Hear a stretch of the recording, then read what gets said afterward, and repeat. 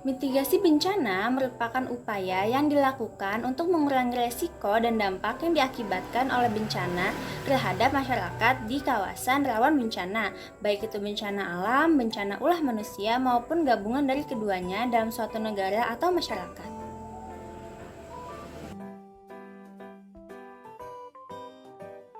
Penting yang perlu diperhatikan dalam mitigasi bencana. Satu, tersedianya informasi dan peta kawasan rawan bencana untuk tiap kategori bencana. Dua, sosialisasi dalam meningkatkan pemahaman serta kesadaran masyarakat. Tiga, mengetahui apa yang perlu dilakukan dan dihindari serta cara penyelamatan diri jika bencana terjadi sewaktu-waktu. Pengaturan. Empat, penataan kawasan rawan bencana untuk mengurangi ancaman bencana.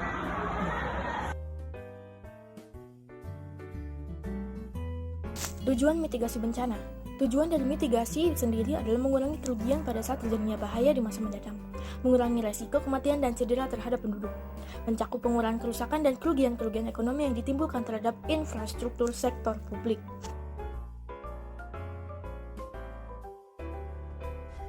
Jenis mitigasi bencana. Jenis mitigasi bencana dibagi menjadi dua, yaitu yang pertama, mitigasi struktural. Mitigasi struktural merupakan upaya dalam meminimalkan bencana dengan membangun berbagai prasarana fisik menggunakan teknologi. Misalnya dengan membuat waduk untuk mencegah banjir, membuat alat pendeteksi aktivitas gunung Merapi. Yang kedua yaitu mitigasi non-struktural. Mitigasi non-struktural merupakan suatu upaya dalam mengurangi dampak bencana melalui kebijakan dan peraturan.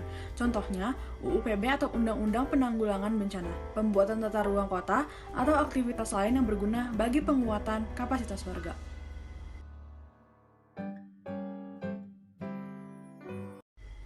Strategi mitigasi bencana. Pemetaan menjadi hal yang terpenting dalam mitigasi bencana, khususnya bagi wilayah yang rawan bencana. Pemantauan hasil pemetaan tingkat kerawanan bencana pada setiap daerah sangat membantu dalam pemantauan dari segi prediksi terjadinya bencana. Penyebaran informasi dilakukan antara lain dengan cara memberikan poster dan leaflet kepada pemerintah kabupaten atau kota dan provinsi seluruh Indonesia yang rawan bencana tentang tata cara mengenali, mencegah, dan penanganan bencana.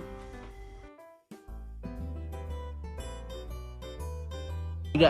Contoh mitigasi bencana. Yang pertama, bencana alam, membangun tracering dengan sistem drainase yang tepat, membuat peta rawan bencana tanah longsor, melakukan pembuatan tanggul penahan reruntuhan bantuan, penutupan rekahan di atas lereng, dan melakukan reboisasi di hutan yang gundul.